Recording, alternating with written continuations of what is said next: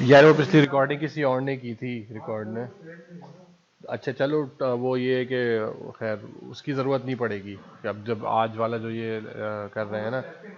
हाँ, तो आज अच्छा इस वक्त जो अगर आपको मेरी स्क्रीन अगर नज़र आ रही है तो प्लीज़ पहले ये एक्नॉलेज कर दें, उसके बाद फिर हम पढ़ते हैं आगे।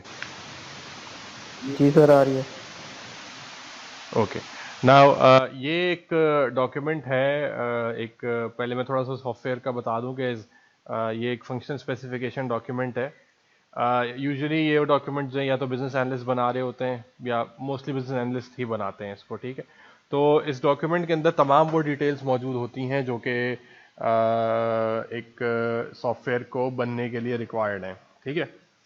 कि अब उसके अंदर अगर आप लोग उन बातों से वाकिफ़ हो के फंक्शनल रिक्वायरमेंट्स क्या होती हैं और नॉन फंक्शनल रिक्वायरमेंट्स क्या होती हैं, पता है ये दोनों बातें ऑनलाइन सर वालों? फंक्शनल रिक्वायरमेंट वो वाली होती हैं जो हमारे पास सिस्टम के अंदर हमें मोस्ट इम्पोर्टेंट चाहिए होती है, यानी कि जो यूज़र की तरफ से दी हुई होती हैं।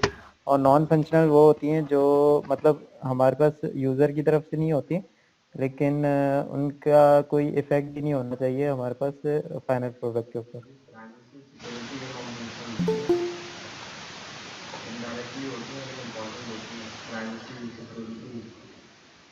हाँ बिल्कुल सही कह रहे हो शुमाइल। देखो, नॉन फंक्शनल और फंक्शनल रिक्वायरमेंट्स ये होती हैं कि फंक्शनल रिक्वायरमेंट्स वो रिक्वायरमेंट्स होती हैं जो कि मॉड्यूलर बेसिस होती हैं, या फंक्शन जैसे नाम से जाहिर है कि भाई ये फंक्शन के ये फीचर्स होंगे मेरे एप्लीकेशन के अंदर, उसकी डिटेल जो है वो फंक्शनल रिक्वायरमेंट है। नॉन फंक्शनल रिक्वायरमेंट जो है हार्डवेयर की स्टोरेज कितना देगा, अगर वेब बेस्ड एप्लीकेशन है तो बैंडविड्थ कितनी होगी, ठीक है, परफॉर्मेंस क्या होगी, सही है, कितना स्ट्रेस ले पाएगी एप्लीकेशन, सिक्योरिटी वाली चीज़ें, रिलायबिलिटी वाली चीज़ें, ये तमाम जो नॉन फंक्शनल के अंदर आती हैं, ठीक है। अगर अब ये जो दोनों बातें हैं ये इस एफ डॉक्यूमेंट के अंदर मौजूद होती हैं, ठीक है। नाउ एज ए क्यूए आपका टास्क ये होगा कि आप सिर्फ फंक्शनल रिक्वायरमेंट के ऊपर फोकस करें इन योर फर्स्ट फेज, और नॉन फंक्शनल के ऊपर आप उस वक्त आएंगे जब आप परफॉर्मेंस टेस्टिंग कर रहे होंगे, ठीक है। परफॉर्मेंस टेस्टिंग जो है वो जे मीटर के ऊपर होती है, वो हम इंशाल्लाह जैसे कोर्स में आगे बढ़ेंगे तो फिर ये उस पर ऑटोमेशन की बात करेंगे। जे मीटर भी एक टूल है जिसमें एपीआई और वो परफॉर्मेंस टेस्टिंग दोनों एक कर सकते हैं, ठीक है।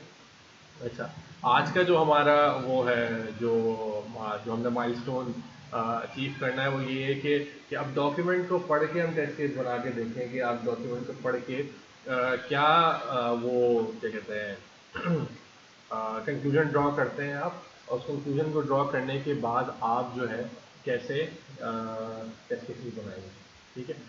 टेम्पलेट वही रहेगा जो हमने लास्ट वीक इस्तेमाल किया था।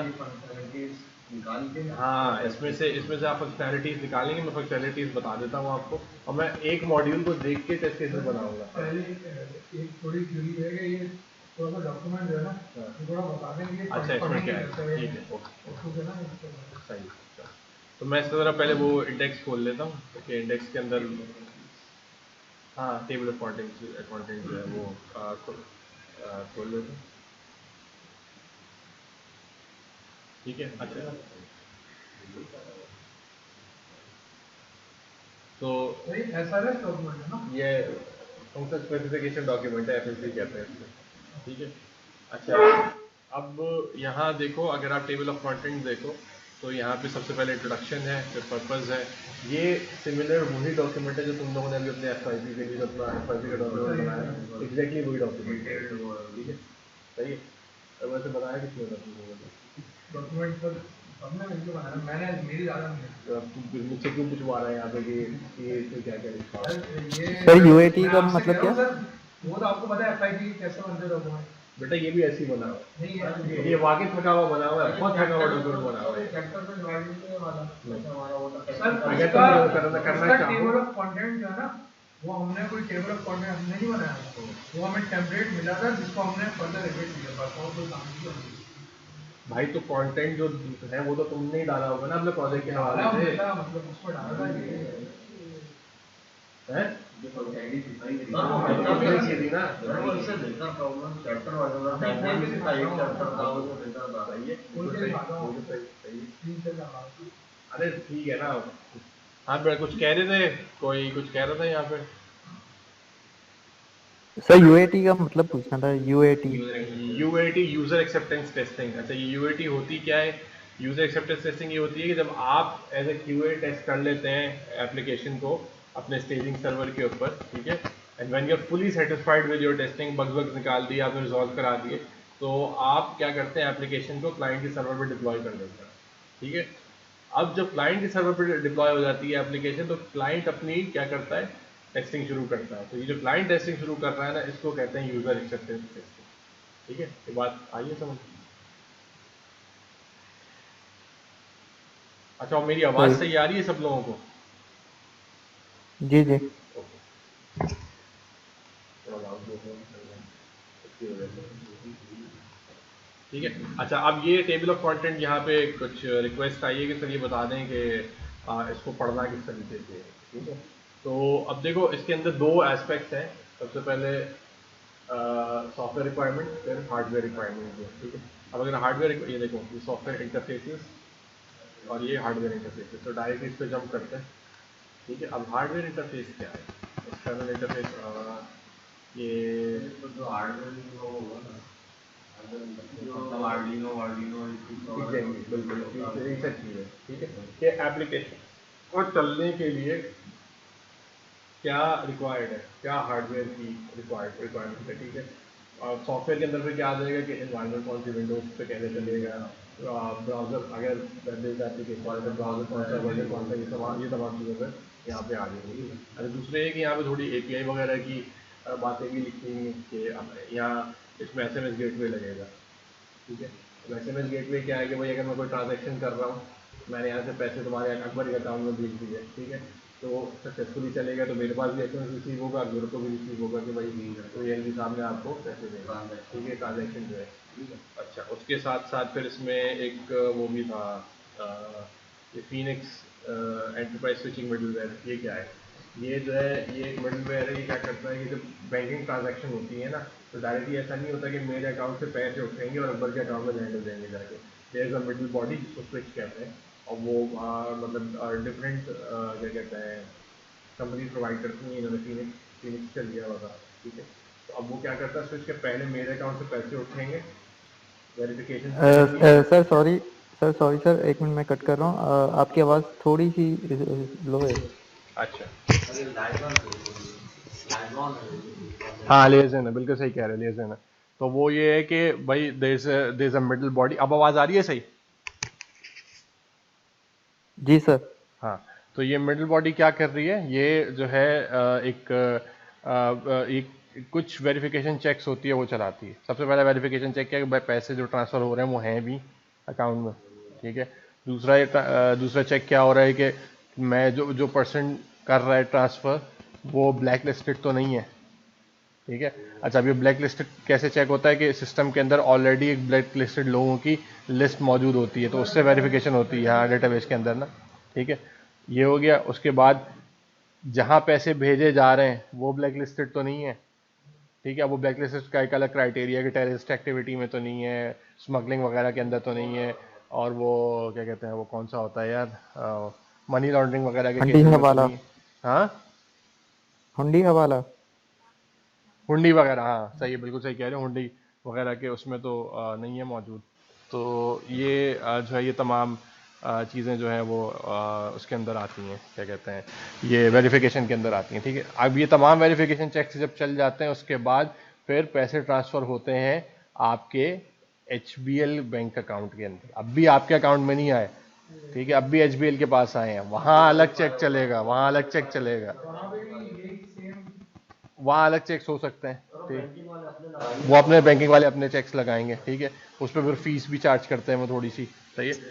हाँ, अब उसके बाद फिर आपके अकाउंट में पैसे ट्रांसफर होंगे। तो वो जो कहते हैं ना कि मैं यहाँ से वहाँ पैसे भेजूंगा तो 2 दिन लगेंगे, 3 दिन, 1 हफ्ता लगेगा, तो ये तमाम मामला चल रहे होते हैं ड्यूरिंग दिस, ठीक है।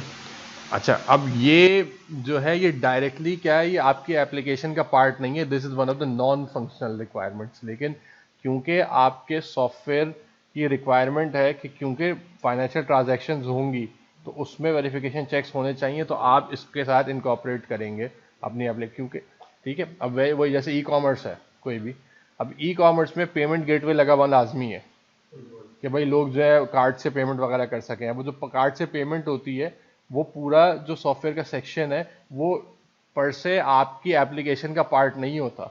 वो आप वो मिड गेटवे लगा हुआ है या वो एपीआई आपने क्या की हुई है, इनकॉर्पोरेट की हुई है।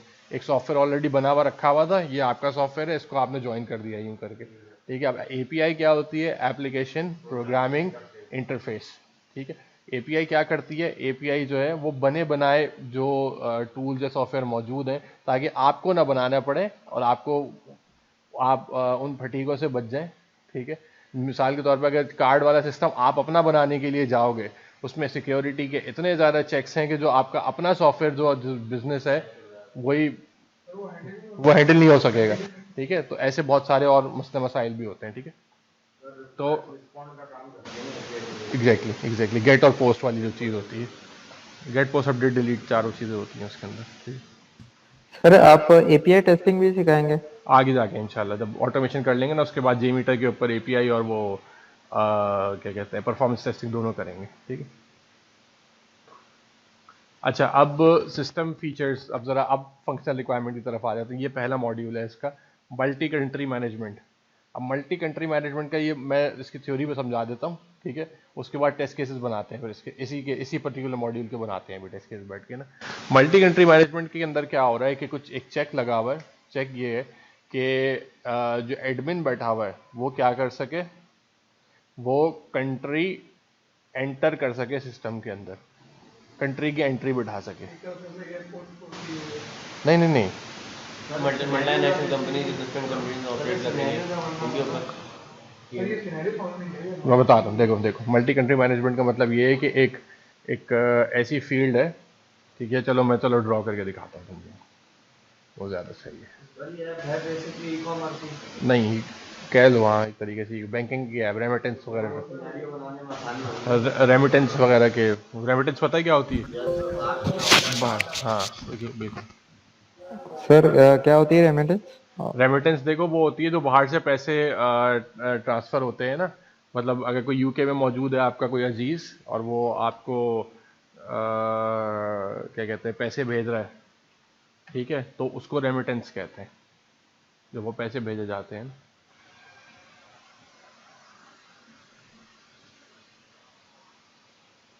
अबे यार ये क्या हो गया, खैर है चलो। मैं मेरे पास से कर लें, मैं अगर ज्वाइन कर लूँ।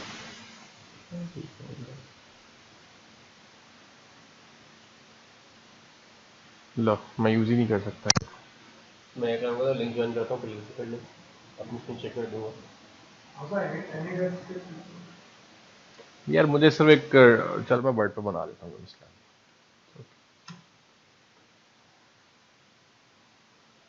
ठीक है, ये हो गया। अच्छा अब देखो जो मैं लेआउट बनाना चाह रहा हूँ ना, बहुत रफ सा लेआउट बनाता हूँ, उससे फिर आपको समझ में आएगा कि हमें क्या करना है। ठीक है, मल्टी कंट्री मैनेजमेंट के अंदर ये हो रहा है कि एक क्या कहते हैं यार, कहाँ है शेप्स, कहाँ है, ये ठीक है। नाउ लेट्स अज्यूम कि ये मेरे पास एक बॉक्स है। अबे भाई, ठीक है, अब इसके अंदर एक फील्ड मौजूद है और छोटी सी फील्ड यहाँ भी बना देता हूँ मैं।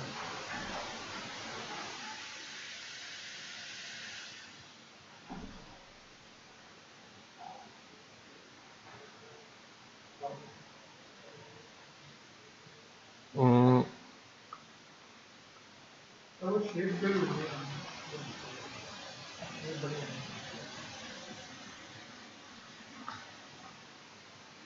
ठीक है, इस तरह से एक फील्ड मौजूद है और यहाँ एक मतलब ड्रॉप डाउन, एक पहले नहीं, ड्रॉप डाउन नहीं है ये, एक प्लस, सॉरी,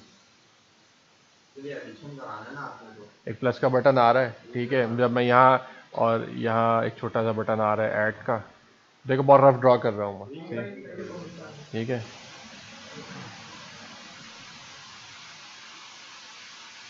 ठीक है, ये ऐड का बटन मौजूद है यहाँ पे, ये कैंसिल का बटन मौजूद है। ठीक है, अच्छा ये प्लस साइन है, सही, सॉरी अबाउट द, अभी बताता हूँ। मल्टी कंट्री मैनेजमेंट का मतलब ये है कि मैंने यहाँ पे देखो जैसे लिखा पाकिस्तान, लेट्स अज्यूम, ठीक है, यहाँ पे ऐड पे क्लिक कर दिया मैंने, तो अब यहाँ क्या होगा, या ये नीचे आके जो है ना ये ग्रिड बनी हुई होगी यहाँ पे, या पाकिस्तान ऐड हो जाएगा आगे। हाँ ठीक है, हाँ ये यहाँ पाकिस्तान आ रहा होगा, फिर यहाँ यूए जो भी है, ठीक है। अब यहाँ पाकिस्तान हो गया, मैं यहाँ प्लस पे क्लिक करूँगा, ठीक है, तो एक नई फील्ड नीचे खुल जाएगी। अच्छा अब देखो, अब ये आपके ऊपर है, अब हाँ एग्जैक्टली बिल्कुल, मैं यही तो कह रहा हूँ तुमसे कि अब विजुअलाइज करो ना चीज़ों को, ठीक है। मैं हो सकता है गलती कर रहा हूँ कि मैंने यहाँ पे ऐड पे क्लिक कर दिया, पाकिस्तान यहाँ नीचे आ गया, अब ये वाली फील्ड क्या हो जानी चाहिए, क्लियर हो जानी चाहिए।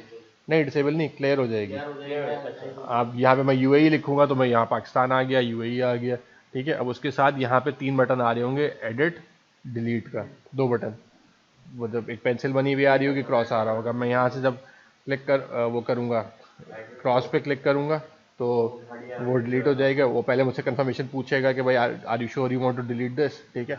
अच्छा तीसरा चेक ये है कि अगर मैंने यहाँ पे पाकिस्तान ऐड किया हुआ है और मैं दोबारा पाकिस्तान ऐड कर रहा हूँ तो यहाँ पे ये मुझे शो कर दे कि भाई ऑलरेडी ऐड हुआ हुआ है, ठीक है। कितने टेस्ट केसेस बन गए इसको? 4 3। भाई ऑनलाइन वालों समझ में आ रही है जो मैं कह रहा हूँ? एक तो ये टेस्ट करने में एम्प्टी फील्ड रख के ऐड करेंगे।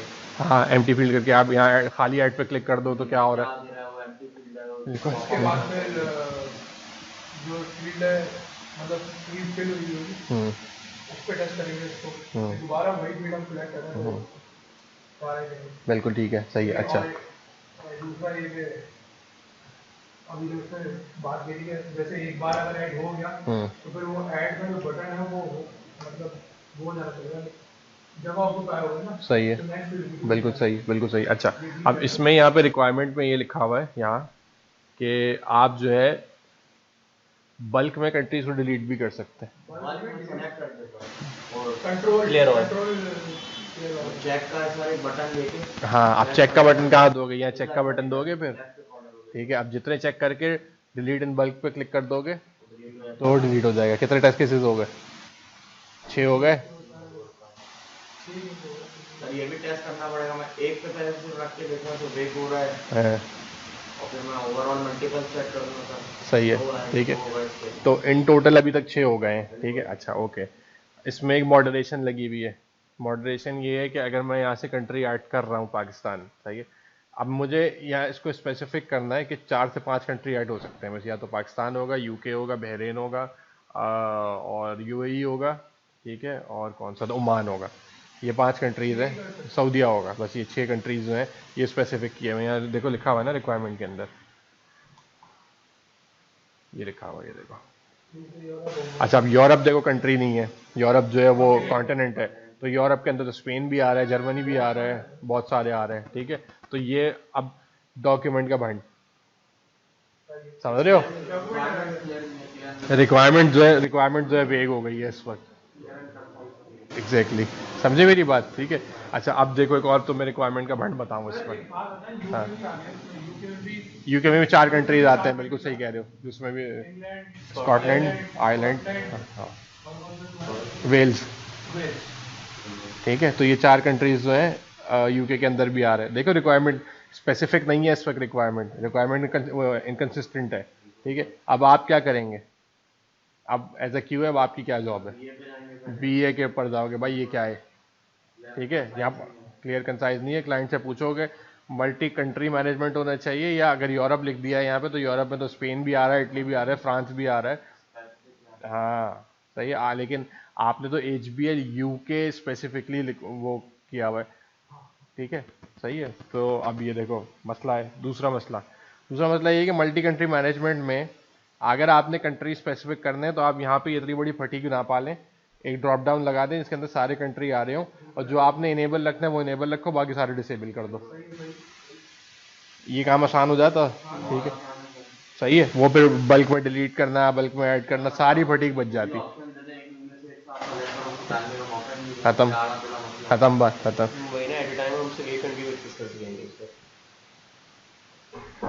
एट अ टाइम एक ही कंट्री होगा, लेकिन उसमें मसला नहीं है ना, क्योंकि कंट्री 6 हैं।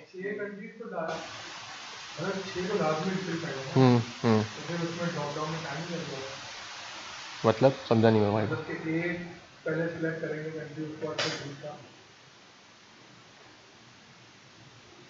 बेसिकली क्या करेंगे, पहले हम कर रहे थे बल्क में डाल रहे थे, पाकिस्तान डाला, यूएई डाला, तो फिर ऑब्वियसली हम ऐड करते तो एक साथ हम मल्टीपल कंट्रीज एक्सेस कर रहे थे। ड्रॉप डाउन में एक साथ ड्रॉप डाउन में हम सिर्फ एक कंट्री को डाल, हाँ एक बार में एक, बिल्कुल सही है। नहीं, एक ऐसे ड्रॉप डाउन्स भी आते हैं जो क्या आप मल्टीपल कंट्रीज को आप एक्सेप्ट वो कर सकते हैं, सेलेक्ट कर सकते हैं।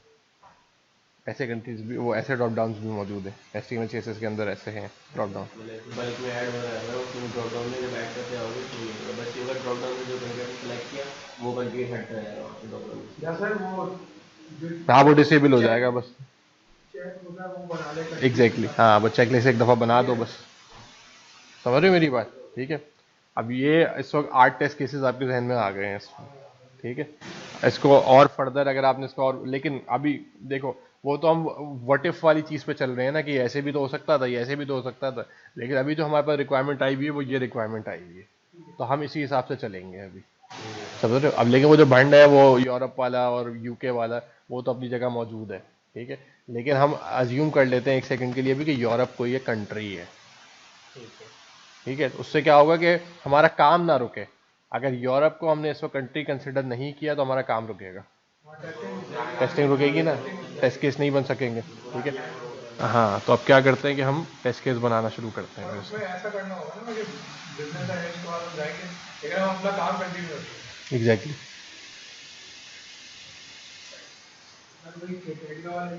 वही खुला हुआ है फॉर्मेट, फॉर्मेट यही फॉलो कर लेंगे, ठीक है। और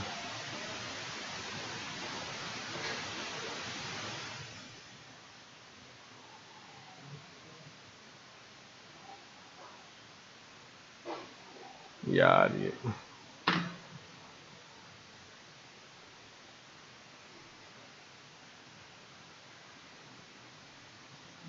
इसका तो बहुत बड़े टेस्ट है। सही है, कोई बात नहीं, बनने दो, क्या होगा।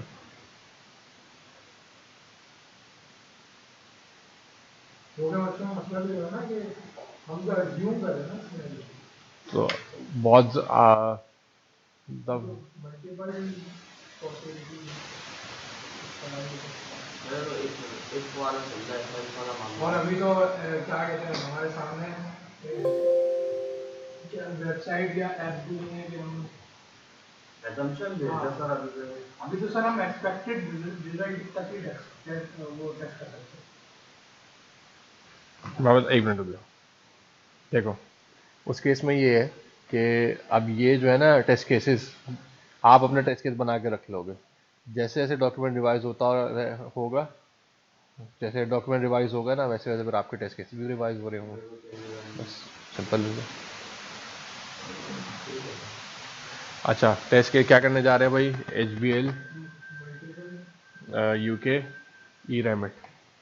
सर ये मामला होता है टेस्ट केस का, हाँ मैंने ये एक सिनेरियो का एक बनता है, जैसे मेरा मल्टी जो आप बता रहे थे तो नहीं शुमाइल, एक सिनेरियो के मल्टीपल टेस्ट केसेस बन सकते हैं यार। नहीं नहीं, मैं बोला जैसे सर ये आपका मामला पूरा हो गया, हाँ मल्टी मैनेजमेंट का दूसरा मेरे पास कोई फंक्शनलिटी है तो हम अलग से बना सकते हैं, इसी में ऐड हो जाएंगे वो वाली। वो तुम्हारी मर्जी है, उसमें ये कि तुमने मल्टी कंट्री का शीट पे बना दिया, ठीक है। उसके बाद लेट्स से कि कहाँ गया, ये बैंक अकाउंट मैनेजमेंट है, ये एक नया मॉड्यूल है, ठीक है। इसका तुमने दूसरी शीट ले ली, उसमें बना दी, ऐसे कर सकते हो। अबे कहाँ गया? हाँ ये रहा, ठीक है। प्रायोरिटी लेट्स इसको मीडियम कर देते हैं। प्रायोरिटी से मुराद ये है कि इन टेस्ट केसेस की प्रायोरिटी क्या है, मीडियम है, हाई है, क्या है। दो चीज़ें होती हैं, एक होता है प्रायोरिटी, एक होता है सिवेरिटी। डेफिनेटली डेफिनेटली, ठीक है। अच्छा अब यहाँ पे हार्डवेयर का लिखा हुआ है कि एंड्रॉयड आईफोन प्रेफरेबली, एंड्रॉयड का तो सीन ही नहीं है यहाँ पे कोई, ठीक है। तो अब इसकी हार्डवेयर का मैं क्या करूँगा? नहीं नहीं,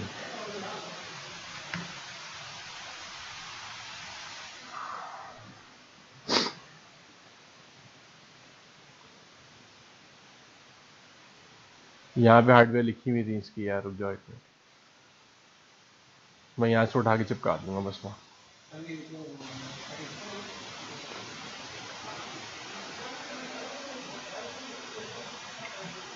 चलो सॉफ्टवेयर तो मिल गई, ठीक है, सॉफ्टवेयर वाली मैंने डाल दी यहाँ पे कि ये बस,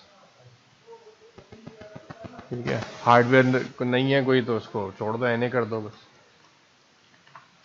ठीक है, क्योंकि मुझे डॉक्यूमेंट में कोई हार्डवेयर रिक्वायरमेंट नहीं मिली हुई ना। एक्सेल में PC having a dual core processor और हायर मॉडल, अच्छा हाँ ये हार्डवेयर है, सही कह रहे हो, सॉरी, ठीक है, इसको मैं हार्डवेयर में डाल देता हूँ। और ये internet explorer 7 plus Google Chrome Mozilla Firefox ये सॉफ्टवेयर है, तो इसको मैं सॉफ्टवेयर में डाल दूँगा। अच्छा बल्कि ऑलरेडी है यहाँ पे,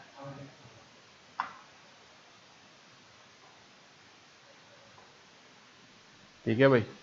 अच्छा ड्यूरेशन जो भी है, ठीक है, एफर्ट कितनी होगी, एफर्ट ये हम मतलब जो हमने इतना टाइम दिया दो बातें हैं देखो। हाँ ड्यूरेशन देखो ये है कि ये टेस्ट केस जो हैं जब अप्लाई होंगे, जब सॉफ्टवेयर बन के आएगा, ठीक है, वो प्लस ये टेस्ट केस बनाने में कितना ड्यूरेशन लगा, 8 घंटे लगे, 10 घंटे लगे, 2 दिन लगे, कितना टाइम लगा, टाइम तो वही काउंट करेंगे और जो वर्किंग आवर्स है वही काउंट एग्जैक्टली, ठीक है। अब मिसाल के तौर पे तुम्हें 2 दिन लगे ड्यूरेशन, ठीक है, तो यहाँ तो तुम 2 दिन लिख दोगे, सही है। सिर्फ अभी टेस्ट केस बनाने में 2 दिन लगे हैं, सही है। यह भी टेस्ट केस दोबारा रिवाइज होगा जब तुम प्रॉपर टेस्टिंग परफॉर्म कर रहे होगे इस टेस्ट केसेस के, इस टेस्ट को उसको देखते हुए, हाँ आवाज तो बढ़ते चले जाएंगे, ठीक है। अच्छा अब 2 दिन तो ड्यूरेशन टेस्ट केस बनाने में लगी, और लेट्स अज्यूम के 4 दिन लग गए इस मॉड्यूल को टेस्ट करने में, तो टोटल ड्यूरेशन क्या हो जाएगी, 6 दिन, बिल्कुल सही है। एफर्ट में आ जाओ, ठीक है। अब आप 8 घंटे काम कर रहे हो, तो 8 5 ज़ार 40 और 8 6 ज़ार 48, ठीक है, तो 48 घंटे आपको क्या लगे, इसकी एफर्ट लगी, सिर्फ टेस्टिंग, सिर्फ टेस्टिंग गिन तो रहे हो, 2 दिन तो वो लगे थे ना, 2 दिन के तुम्हारे 24 कितने 8 16 घंटे हो गए, ठीक है, और बाकी 4 दिन के कितने घंटे हो गए, 8 4 ज़ार 32 होता है, 32 प्लस 12, 32 प्लस 24 कितना हुआ, हाँ 56 आवर्स, समझे भाई। तुम लोगों को समझ में आई ऑनलाइन जो बैठे हुए हो कि 56 क्यों लिख रहे हैं,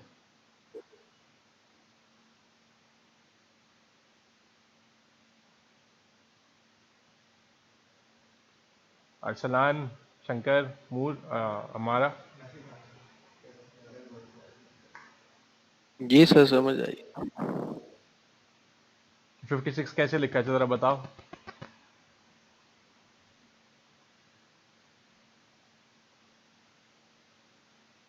बताओ ना हीरो, फाइल तो फंस जाओगे इस केस में, बता रहा हूँ मैं तुम्हें, बोलेंगे भाई आपने कैसे लिख दिया ये 56, 2 दिन का काम था आपने 8 दिन पे ले गए इसको, कैसे जस्टिफाई करोगे, एग्जैक्टली हाँ, नहीं आया समझ में। देखो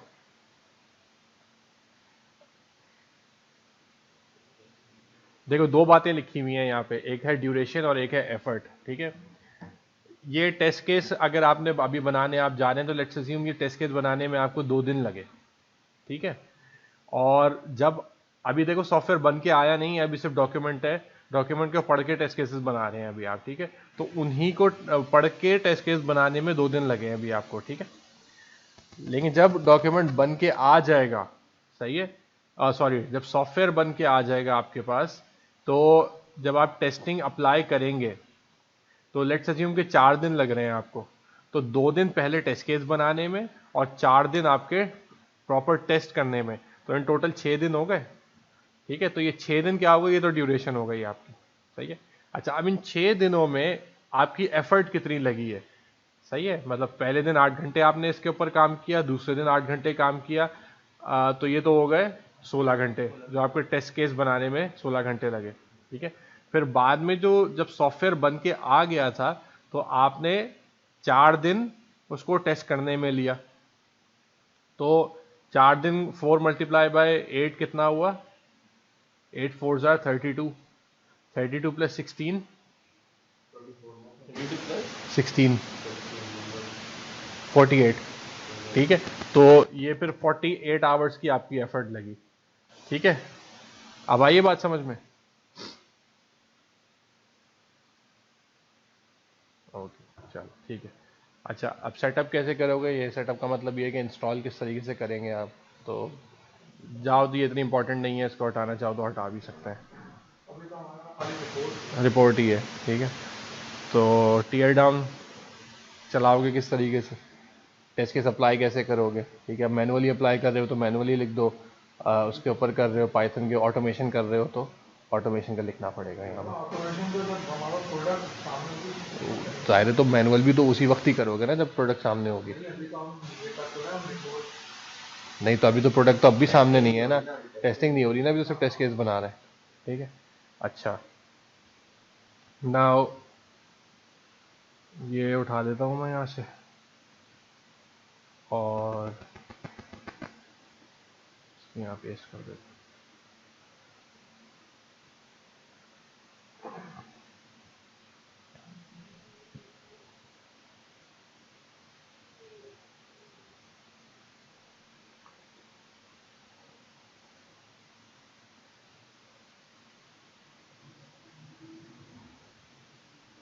ठीक है भाई।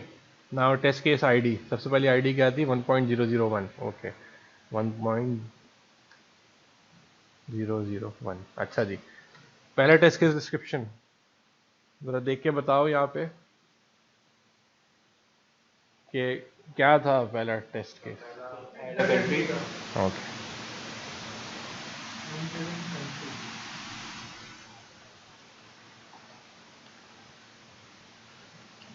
ओके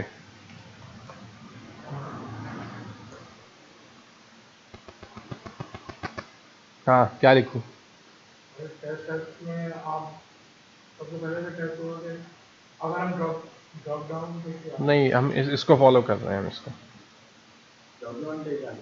हाँ ये फॉलो कर रहे हैं। टेस्ट करेंगे जो हम नाम लिख रहे हैं वो क्या नाम है, उन कंट्रीज में है या नहीं है फील्ड में जो हमें गिवन है टेस्ट। अभी कुछ भी कोई भी वो नहीं है, अभी हमारे पास टेक्स्ट फील्ड है, टेक्स्ट फील्ड में हम क्या कर रहे हैं, एंटर कर रहे हैं कंट्री का नाम और ऐड अ कंट्री पर क्लिक कर रहे हैं बस, ठीक है। और हम ये देख रहे हैं कि ग्रिड में शो हो रहा है कि नहीं, नीचे जो ग्रिड आ रही है ना।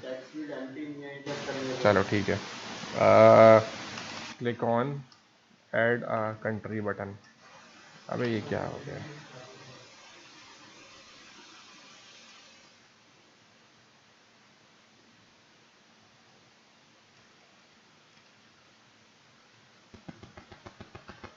ठीक है। अच्छा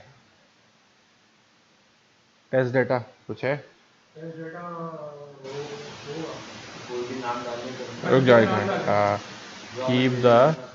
keep the country field entry empty.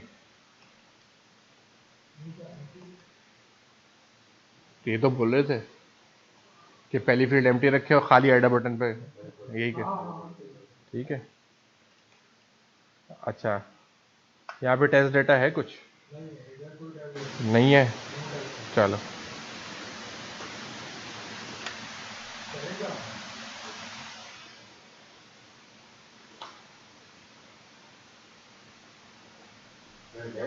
बस डैश, ठीक है। अच्छा एक्सपेक्टेड रिजल्ट पॉपअप आ रहा है एमटी है पॉपअप लिखा आ रहा है कुछ error message required field is empty, message should appear। Actual result अभी नहीं लिखोगे आप, जब टेस्ट करोगे तब। नहीं एक्सपेक्टेड और एक्चुअल जब, अभी तो पास और फेल कर ही नहीं सकते ना, बन के नहीं आ जाती तब तक, जाहिर है।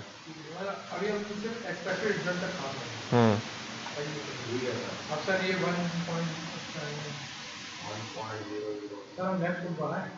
हाँ बनाओ बनाओ। हाँ भाई ऑनलाइन वालों समझ में आ रही है बात सबको। ये डॉक्यूमेंट मैं जो है आपके साथ शेयर कर रहा हूँ गूगल क्लासरूम के ऊपर ना, तो प्लीज़ इसको अपने पास डाउनलोड कर लें और अब टेस्ट केसेस ज़रा खुद से बना के देखें, ठीक है।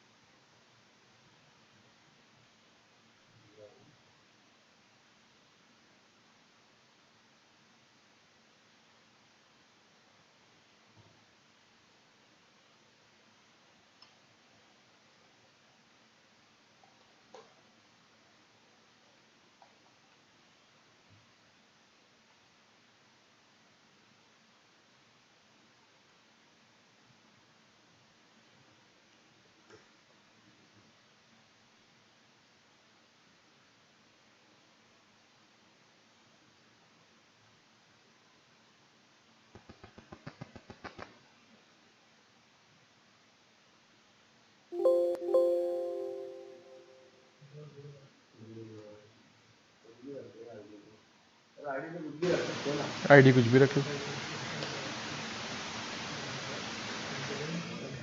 यार, कहाँ चला गया वो? अच्छा हाँ, FSD था। सर ये हमें टैब डिस्क्रिप्शन में लगती है तो गलत नहीं लगती सर, हमें लगती है एंटरिंग या कंट्री, तो हम तो कंट्री का एंटरिंग करेगा एक बटन दबा रहे हैं। कुछ चेंज करना है चेंज कर लो, लेकिन देखो एंटरिंग का काम तो वही कर रहे हो ना। नहीं नहीं शुमाइल, देखो टेस्ट डिस्क्रिप्शन जो आप करना क्या चाह रहे हो, आप जो टेस्ट कर रहे हो, जो ओवरऑल डोमेन है वो तो आप कंट्री एंटर करके ही देख रहे हो ना। अब उसमें आप नेगेटिव और पॉजिटिव टेस्ट केस रन करके देख रहे हो कि अगर मैंने एंटर किया है और मैं ऐड बटन दबा रहा हूँ तो हो रहा है या नहीं हो रहा है। तो क्या होगा कि ये एंटर कंट्री वाला जो फील्ड है ना, ये इतना बड़ा होता चला जाएगा और उसके साथ जो है टेस्ट केसेस, छोटे छोटे छोटे टेस्ट केसेस, समझ रहे हो? ये है ये है। अभी हम क्या करें, अभी वो जो अभी अभी हमने क्या किया, अभी हमने खाली छोड़ा और एंटर बटन दबा दिया। नो हाँ, लेकिन leave the text is empty.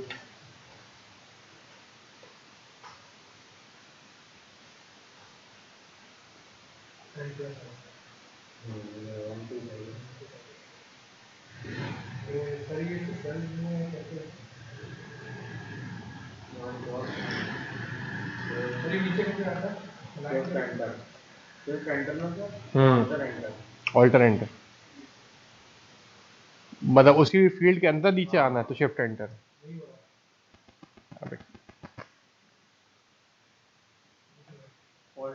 Alter enter होगा, हाँ ऑल्टर एंटर है।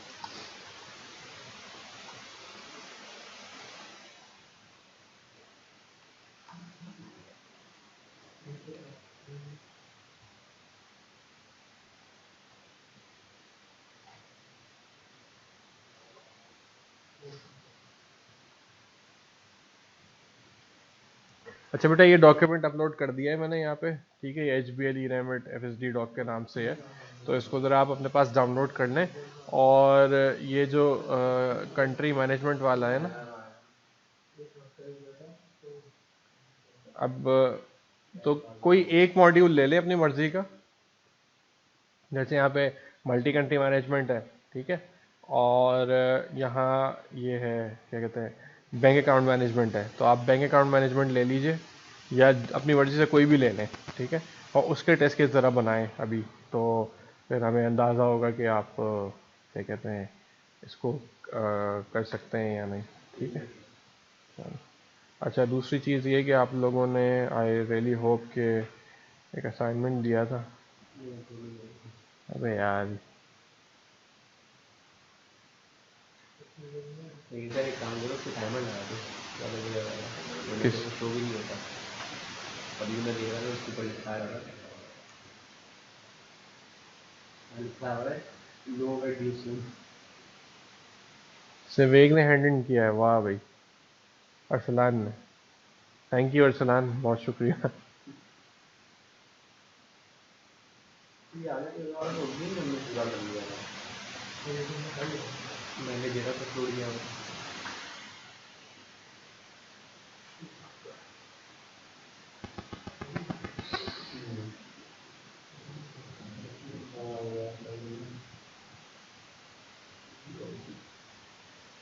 ठीक है चल।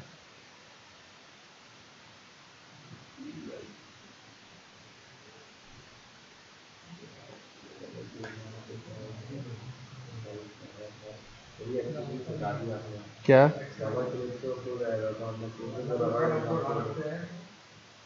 अच्छा वो